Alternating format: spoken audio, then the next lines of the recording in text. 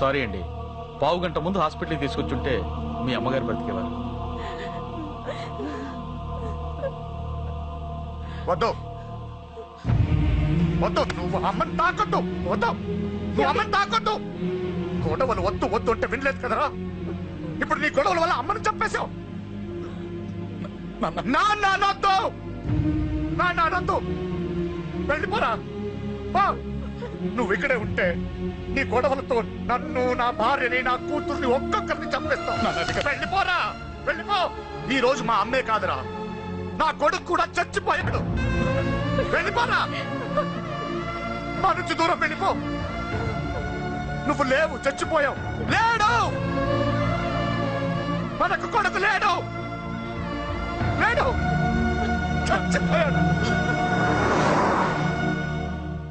ఇందులో తప్పు నీది కాదు, మీ నాన్నది కాదు. ఏదేమైనా నా ఫ్యామిలీకి దూరమైన కదంజలి. మా నాన్నంటే నాకు ప్రాణం. ఆయన్ని కలవడానికి ఏం పోగొట్టుకోవడానికైనా సిద్ధంగా ఉన్నాను. మీ నాన్నకు కూడా నీలాగే ప్రేమ, ఆవేశం రెండూ ఎక్కువే. అందుకే మీ ఇద్దరు దూరం అయిపోయారు.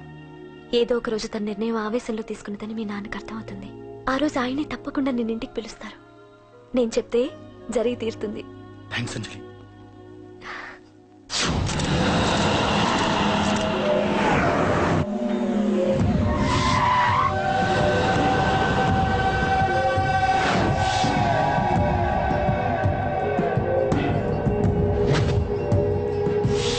నన్ను కొట్టింది కూడా వాడే అన్నా.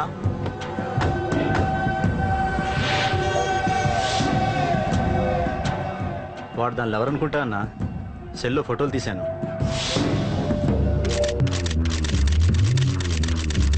అన్నా వాడు అమ్మాయిని ముద్దు కూడా పెట్టుకున్నాడు. వాడు లవ్వర్ కాడు, వాడు ముద్దు పెట్టుకోలేదురా.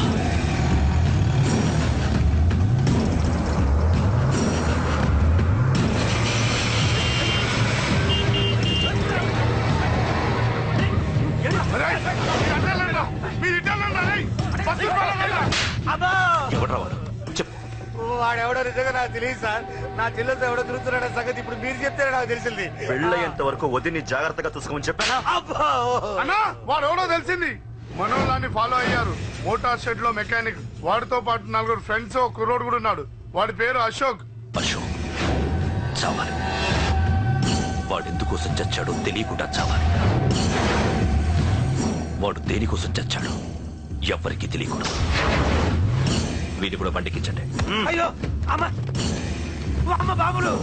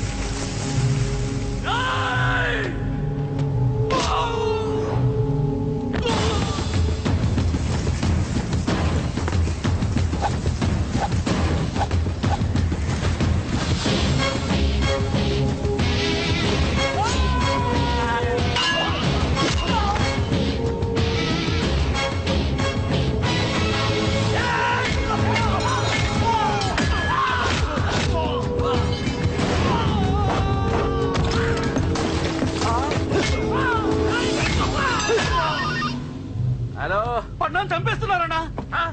ఎక్కడ్రా కబూతర్ కన్నాలు ఒక్కడే అందరిని ఇరుక్కుమ్ముతున్నాడు. చింపేస్తాను. ఎక్కడ్రా? ఎంతమంది ఉంటే అంతమందిరా. మీ వాళ్ళందరినీ తీసుకొని రండిరా. అలాగేనా?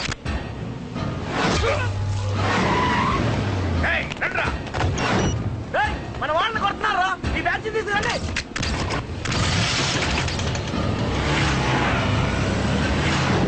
తమ్ముడిని కొడుతున్నా. ఎవరురా? మొత్తం వచ్చి తీసుకొస్తున్నా.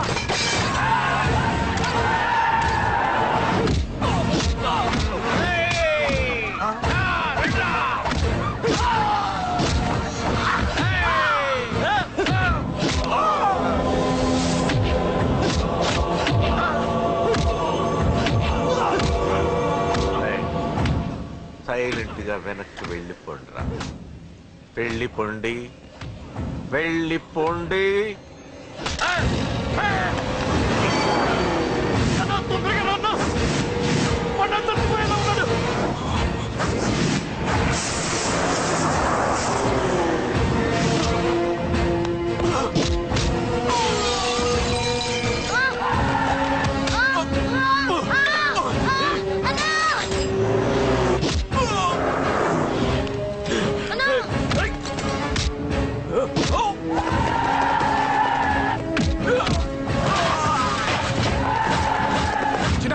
చిన్న కళ్ళు తెరురా రే.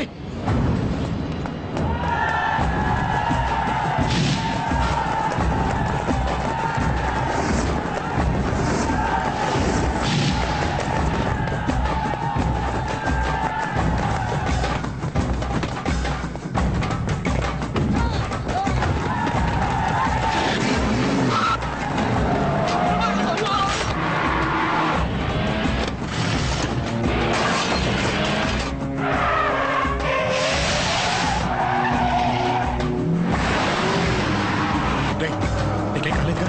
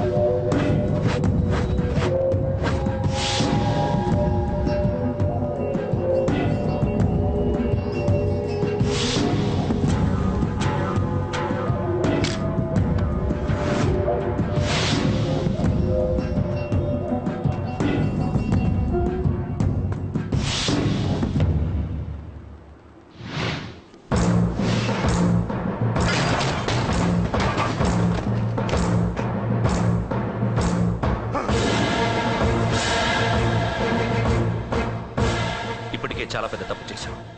అది వేసి ఇంతమందిలోంచి నువ్వు తప్పించుకోలేవురా. అది ఎవరి మీద పడినా వాడితో పాటు నలుగురే పోతారు. రేయ్, మిగిలిన వాళ్ళు వీడిని ముక్కలు ముక్కలుగా నరికేయండ్రా. వెయ్యరా, ఎలా తప్పించుకుంటావో చూస్తాను.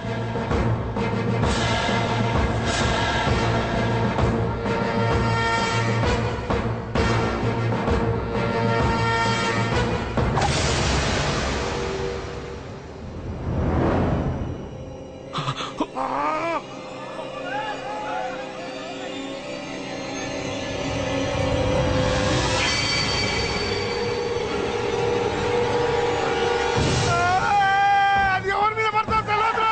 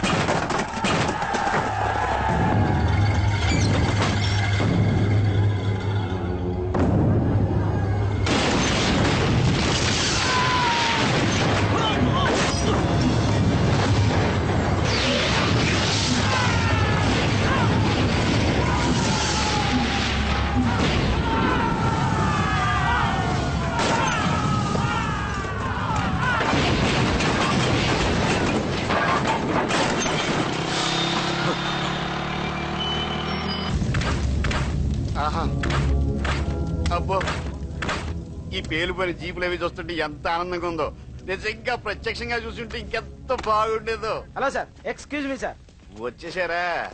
ఇంకా రాలేదేట అనుకుంటున్నా. What news? అది చెప్పాల్సింది మీరే కదా సార్. అసలు ఏం జరిగింది రాసుకోండి, చెప్తాను. చెప్పండి సార్. బై ఎలక్షన్ లో కేకే గారు సీట్ కోసం ట్రై చేస్తున్నారు కదా. పొలిటికల్ గా ఆయన దెబ్బతీయడానికి శత్రువులు ఒక యంగ్ డైనమిక్ ను ఉపయోగించారని మాకు ఇన్ఫర్మేషన్ వచ్చింది. వాడు డైనమిక్ లా పేలాడు. కేకే గారు తమ్ముడిని, మరో 10 మందిని పన్నులు కొట్టినట్టు కొట్టాడు. ఇది పర్సనల్ గ్రేడ్జో పొలిటికల్ గ్రేడ్జో అర్థం కావట్లేదు. ఇదంతా చేసింది ఒకడా? ఎస్, ఒక్కడే, అతనొక్కడే. పాపం దానికి కేకే గారు ఊరుకుంటారా? కొన్ని వందల మంది అనుచరులతో వాడి మీద అటాక్ చేశారు. దానికి వాడు ఊరుకుంటాడా? సింగిల్ హ్యాండ్ తో ఈజీగా వాళ్ళందరినీ చిత్తకొట్టేశాడు. అయ్యో బాబాయ్, కేక గారికి ఎంత లాసో? లాసా? మామూలు లాసా? అటు పరువు, ఇటు ఫైనాన్స్, మొత్తం అవుట్. ప్రెస్ వాళ్ళు మీరే ఎంత ప్రెస్ అయిపోతున్నారు. ఇక కేకే గారి కాయ, కాయ? అదే గుండెకాయ ఎంత ఫ్రై అయిపోతుందో ఆలోచించండి. ఇంతకీ ఆ కుర్రోడు ఎవరు సార్? ఎవడో తెలియదు. మనల్ని ఎంతో భయపెట్టే కేకే గారిని భయపెట్టాడంటే వాడు మాత్రం మామూలుడు కాదు. నిజమే. ఈ ఇష్యూ మీద మీరు ఏ యాక్షన్ తీసుకుంటారు సార్? ఏముంది, చట్టం తన పని తను చేసుకుపోతుంది. ఇది చాలా పాత డైలాగ్ సార్. కొత్తగా రాయండి. ఏమైనా గాని ఈ దారుణాన్ని నేను తట్టుకోలేకపోతున్నా. కేకే గారు కంప్లైంట్ ఇచ్చినా ఇవ్వకపోయినా ఇది నా పర్సనల్ ఇష్యూగా తీసుకుని వాడెక్కడున్నా వెతికి పట్టుకుని ఇదే కెమెరాల ముందు వీడే కేకే గారు దోల తీర్చిన మగాడు, సారీ దుర్మార్గుడు అని ప్రూవ్ చేస్తాను. అంతవరకు మీరు నాకు కనిపించొద్దు, ఎందుకంటే నేను మీకు కనిపించను. ఇది లైవ్ సార్. ఇవన్నీ ఏసీపీ గారు చెప్ప